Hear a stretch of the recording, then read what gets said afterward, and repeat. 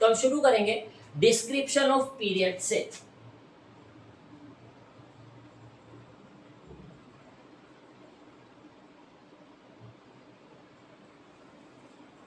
ये बहुत important topic है, डिस्क्रिप्शन ऑफ पीरियड, इसको समझना बहुत जरूरी है। इसको डिस्क्रिप्शन ऑफ पीरियड्स को समझने के लिए अब हम एक टेबल बनाएंगे। टेबल में कुछ कॉलम्स होंगी, जैसे कि पहली कॉलम होगी पीरियड,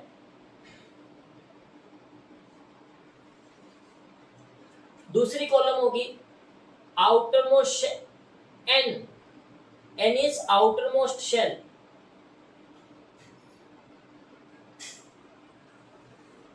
अगला है पीरियड सबशेल,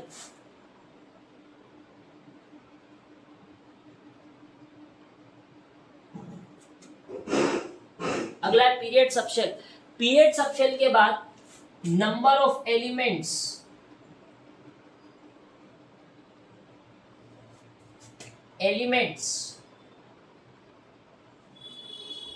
और name of period.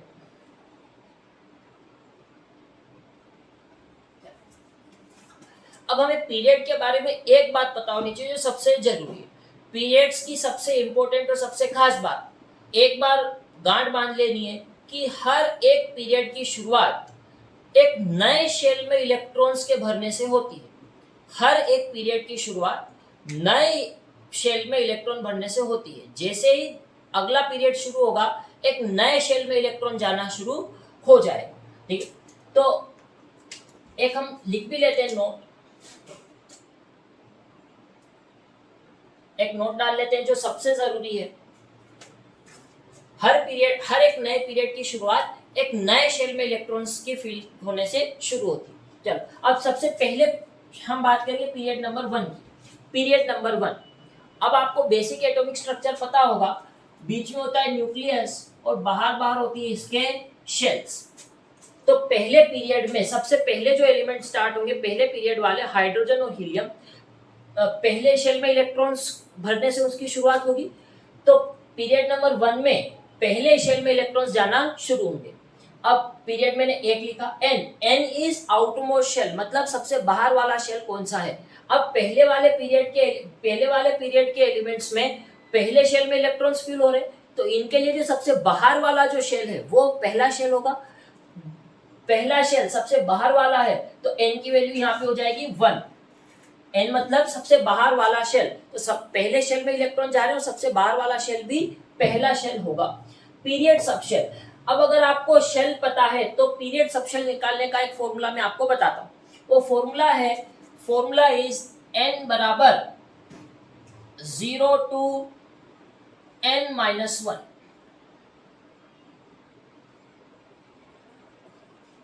Sorry, L बराबर 0 to n-1। L क्या है? L है सबशेल, ये L है सबशेल।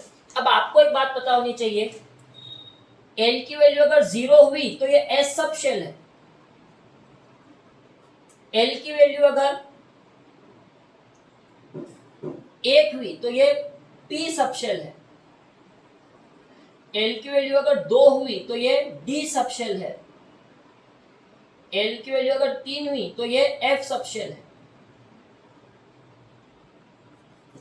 अब देखें, n की वैल्यू 1, अब n की वैल्यू यहाँ 1 पुट करो, L बराबर 0 to 1, तो L बराबर 0 से लेकर के n-1, 1 0, मतलब L की वैल्यू कितनी आ गई? 0। अगर L की वैल्यू 0 है, L की वैल्यू 0 मतलब S सबशेल, मतलब पहले पीरियड में सिर्फ S सबशेल में इलेक्ट्रॉन जाएंगे। अब पीरियड सबशेल को लिखने का एक तरीका, पहले आप शेल लिखते हो फिर सबशेल लिखते हो। तो आप लिखोगे N पहला शेल और इसमें सबशेल कौन सा है?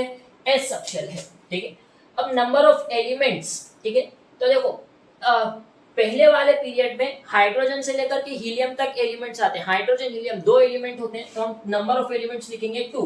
कौन कौन से एलिमेंट है?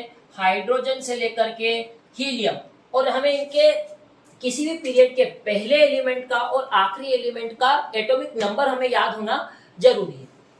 हाइड्रोजन का एटॉमिक नंबर 1 और हीलियम का एटॉमिक नंबर 2, और ये सबसे छोटा पीरियड है हमारे पीरियड टेबल का, तो हम यहाँ पे लिखेंगे पीरियड का नाम है शॉर्टेस्ट पीरियड, ये शॉर्टेस्ट पीरियड है।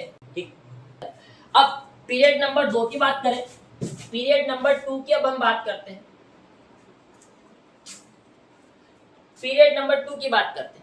तो सबसे इंपॉर्टेंट लाइन जो मैंने नोट बताया था, beginning of new period start with filling of electron in a new shell.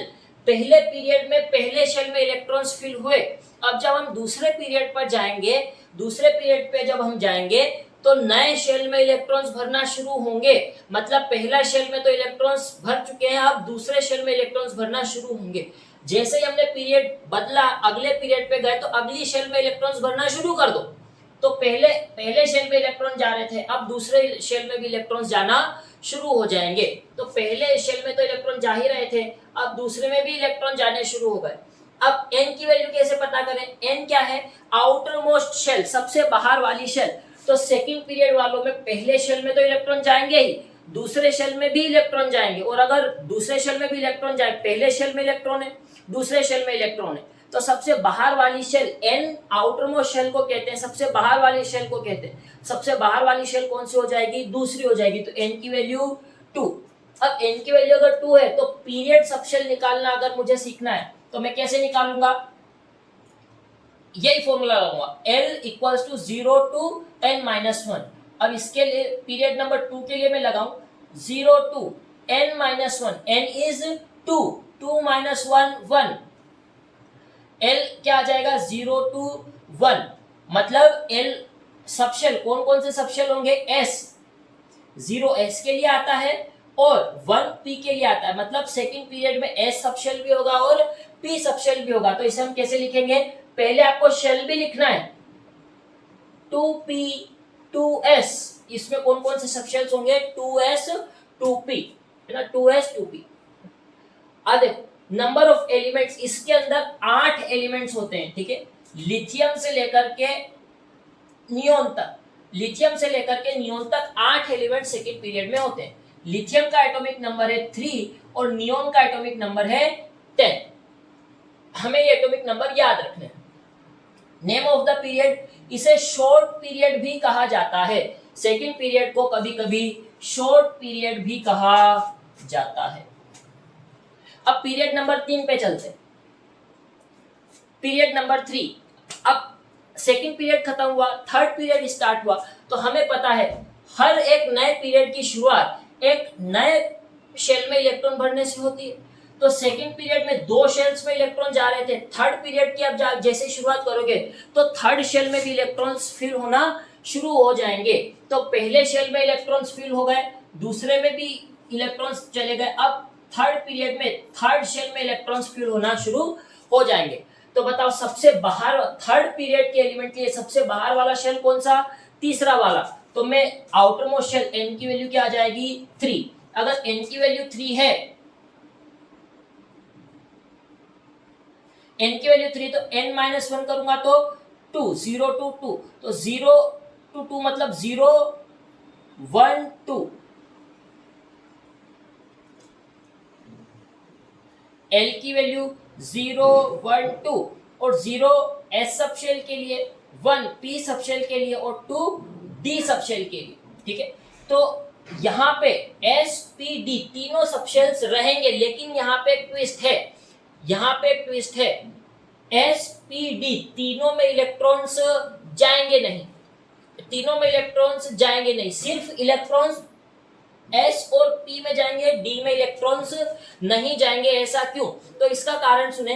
एक ऑफबाउ प्रिंसिपल होता है, एक प्रिंसिपल है जिसका नाम है ऑफबाउ प्रिंसिपल, एक प्रिंसिपल है जिसका नाम है ऑफबाउ प्रिंसिपल। ऑफबाउ प्रिंसिपल ये कहता है कि कम एनर्जी वाले सबशेल में इलेक्ट्रॉन पहले जाते हैं और ज्यादा वाली एनर्जी वाले सबशेल में इलेक्ट्रॉन्स बाद में जाते हैं। तो यहाँ पर देखिए अब कैसे पता लगा कि किस सबशेल की एनर्जी कितनी है, किस सबशेल की एनर्जी ज्यादा और किस सबशेल की एनर्जी कम है। तो सबशेल की एनर्जी निकालने के लिए हमें एक रूल पता होना चाहिए, उसको कहते हैं N+L रूल, उसका नाम है N+L रूल। अब N+L रूल से हमें एनर्जी निकालनी है। कैसे निकालते हैं? जैसे अगर मैं ऐसा करता हूं, अगर मैं यहाँ पे 3p में तो इलेक्ट्रॉन जा ही रहे हैं। देखो एल सब शेल की क्या क्या वैल्यू है, sp_d, तो अब 3s 3p में तो इलेक्ट्रॉन चले जाएंगे। अगर मैं 3d में इलेक्ट्रॉन भर देता हूं तो एक गड़बड़ हो जाएगी। कैसे? अगर 3d के लिए मैं n+l लगाता हूं तो देखो यहाँ पे n की वैल्यू 3 और l की वैल्यू 2, 3 + 2 हो गया 5, तो इसकी एनर्जी आ रही है n+l की वैल्यू आ रही है 5। लेकिन आप देखिए 4s को जब हम देखेंगे, 4s में 4 n की वैल्यू 4 और l की वैल्यू 0, ये आ गई 4, तो 4s के लिए n+l की वैल्यू कम है और 3d के लिए n+l की वैल्यू ज्यादा है। मतलब 4s की एनर्जी कम है और 3d की एनर्जी ज्यादा है। तो जब अगर 3d की एनर्जी ज्यादा है तो और 4s की एनर्जी कम है, तो पहले तो 4s वाला सबशेल में इलेक्ट्रॉन फिल होंगे, उसके बाद में 3d में इलेक्ट्रॉन्स जाएंगे। तो मैं यहां से कह सकता हूं कि जब तक ns में इलेक्ट्रॉन ना चला जाए, n-1d में इलेक्ट्रॉन नहीं जा सकता। पहले इलेक्ट्रॉन ns में जाएगा, उसके बाद इलेक्ट्रॉन n-1d में जाएगा। Due to the energy reasons, energy के कारण ऐसा होता है। n+n रूल से आप एनर्जी निकालें।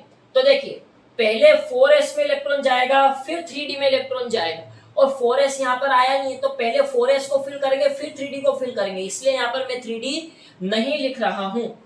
हमें हमेशा याद रखना है कि जब तक हम ns में इलेक्ट्रॉन्स फिल ना कर दें, सबसे पहले इलेक्ट्रॉन्स ns में जाएंगे और उसके बाद ही n-1d में जाएंगे। ये बात हमें याद रखनी, ठीक है। अब यहाँ पे नंबर ऑफ एलिमेंट्स 8 होते हैं। यहाँ पे सोडियम से लेकर के एर्गोन तक के एलिमेंट्स प्रेजेंट होते हैं। सोडियम का एटॉमिक नंबर होता है 11 और एर्गोन का एटॉमिक नंबर होता है 18, और इसे भी हम शॉर्ट पीरियड कहते हैं। इसे भी हम शॉर्ट पीरियड कहते हैं। चलो अब आते हैं फोर्थ पीरियड के ऊपर। अब जब फोर्थ पीरियड पे आए तो एक और नए शेल में इलेक्ट्रॉन्स फिल होने शुरू हो जाएंगे। 3 शेल में तो इलेक्ट्रॉन फिल हो गए थर्ड पीरियड तक। फोर्थ पीरियड में आओगे तो फोर्थ शेल में भी इलेक्ट्रॉन्स फिल होना शुरू हो जाएंगे। अब फोर्थ शेल में भी इलेक्ट्रॉन फिल होना शुरू होगा, सबसे बाहर वाला शेल कौन सा? फोर्थ वाला। अब इसके लिए हम सबशेल्स की वैल्यू निकाले तो वही हम फॉर्मूला लगाएंगे, L = 0 to n-1,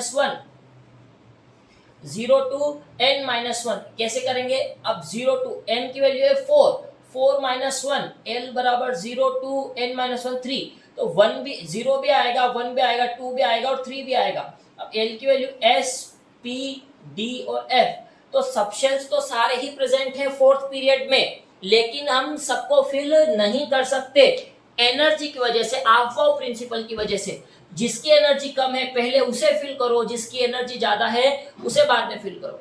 तो देखिए 4s को मैंने फिल किया, 4s, उसके बाद आप n+1 रूल लगाओगे तो जो 3d यहां पर था वो यहां फिल नहीं होगा, यहां फिल होगा 3d के बाद 4p। देखिए फोर्थ सबशेल में sp है, pp है। अब d और f, 4d और 4f भी हैं, लेकिन 4d और 4f हम फिल नहीं करेंगे एनर्जी रीजंस की वजह से, ठीक है। एनर्जी जिसकी कम है उस सबशेल को पहले फिल करेंगे और जिसकी एनर्जी ज्यादा है उसको बाद में फिल करेंगे, ठीक है। इसमें एलिमेंट्स होते हैं 18 और इसमें पोटेशियम से लेकर के क्रिप्टॉन तक के एलिमेंट्स होते हैं। पोटेशियम का एटॉमिक नंबर होता है 19 और क्रिप्टॉन का एटॉमिक नंबर होता है 36, और इसे लॉन्ग पीरियड कहा जाता है। अब आते हैं हम फिफ्थ के ऊपर, फिफ्थ पीरियड के ऊपर आते हैं। अच्छा एक बार हम 4f की भी बात कर लेते हैं। 4f के लिए अगर मैं n+l रूल लगाता हूं तो 4f के लिए मैं n+l रूल लगाऊं तो n की वैल्यू 4, f के लिए l की वैल्यू 3, तो 4 + 3 हो गया 7, 6s के लिए n+l क्या हो जाएगा? n हो गया 6 और l हो गया 0, 6। तो जब तक मैं 6s फिल नहीं करता तब तक 4f फिल नहीं कर सकता। तो पहले मैं 6s फिल करूंगा, उसके बाद 4f फिल करूंगा। तो देखिए अगर मैं इसको n मान लेता हूं ns, तो तब n - 2f, अगर मैं जब तक मैं NS को फिल नहीं करता तब तक N-2F को फिल नहीं कर सकता। तो हमें ये बात भी याद रखनी है। तो देखें, ठीक है, तो फिफ्थ पीरियड में जब हम शुरू करेंगे तो फिफ्थ पीरियड के लिए फोर्थ पीरियड तक 4 शेल्स में इलेक्ट्रॉन फिल हो चुके हैं। फिफ्थ पीरियड में फिफ्थ शेल में इलेक्ट्रॉन जाना शुरू हो जाएंगे, और फिफ्थ शेल में जब इलेक्ट्रॉन जाएगा तो आउटर मोस्ट शेल कौन सी हो जाएगी, 5वीं हो जाएगी। इसमें सब शेल, इसमें भी अब 0 1 2 3 सारे सब शेल्स होंगे, लेकिन फिल कौन कौन से होंगे, पहले 5s, उसके बाद N-1। देखो पहले आप क्या करते थे, 5 आप NS को फिल करते थे, उसके बाद N-1D को फिल करते थे, तो 5s, उसके बाद 4D और उसके बाद 5P। ठीक है, मैं यहाँ पे 4F तो मैं यहाँ भी फिल नहीं कर सकता, क्यों, क्योंकि हमें जब तक 6s नहीं फिल करते तब तक 4F नहीं फिल कर सकते। इसमें एलिमेंट्स होते हैं 32, और ये होता है आपका रूबिडियम से लेकर के रेडोन तक, सॉरी जेनोन तक। ठीक है, रूबिडियम का एटॉमिक नंबर 37 और इसका एटॉमिक नंबर 54। इसको भी हम लॉन्ग पीरियड कहते हैं। अब आते हैं हम 6th पीरियड के ऊपर में। 6th पीरियड में 6th शेल में इलेक्ट्रॉन जाना शुरू होगा, और 6th शेल में इलेक्ट्रॉन जा रहा है मतलब सबसे बाहर वाला शेल 6th वाला होगा, तो हम n की वैल्यू आ जाएगी 6। अब जब आप इसके लिए लिखोगे तो 6s, अब यहाँ 4f भी फिल कर सकते हो, फिर ns के बाद N-1D, N-1D मतलब 5D और 6p। इसमें सॉरी यहाँ पे 18 एलिमेंट्स, 32 एलिमेंट्स इसके अंदर होंगे, और यहाँ पे सीजियम से लेकर के रेडोन तक, सीजियम होता है आपका 55 और रेडोन होता है 86, और इसको लॉन्गेस्ट पीरियड कहा जाता है।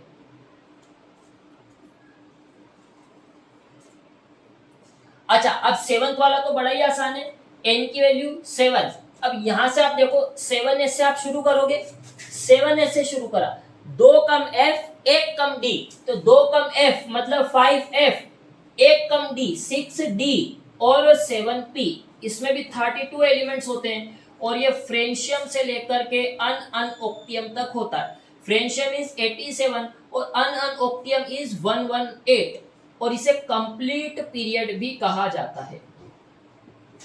तो ये था हमारा description of period. Description of period से हम 2 बातें यहाँ पर निकाल करके लेकर के आए।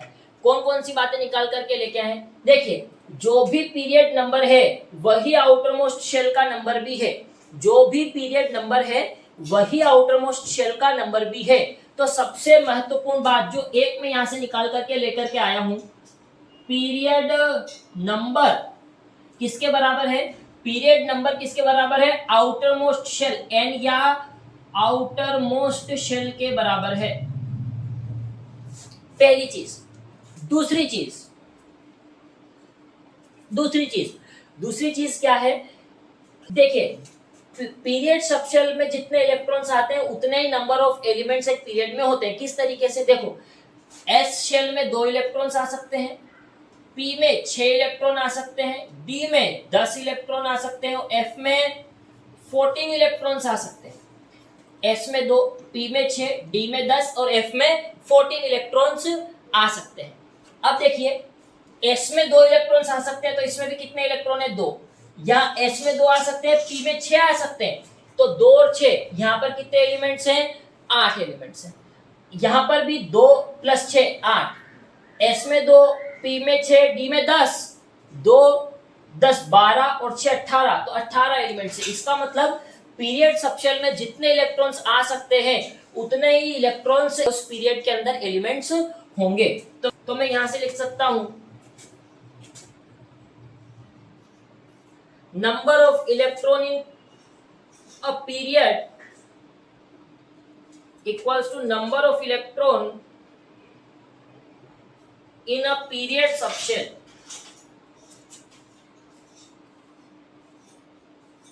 एक पीरियड सबशेल में आने वाले इलेक्ट्रॉन्स का नंबर पीरियड में आने वाले नंबर्स के बराबर होगा। तो ये था हमारा डिस्क्रिप्शन ऑफ पीरियड्स, इसको समझना बहुत जरूरी था। अब हम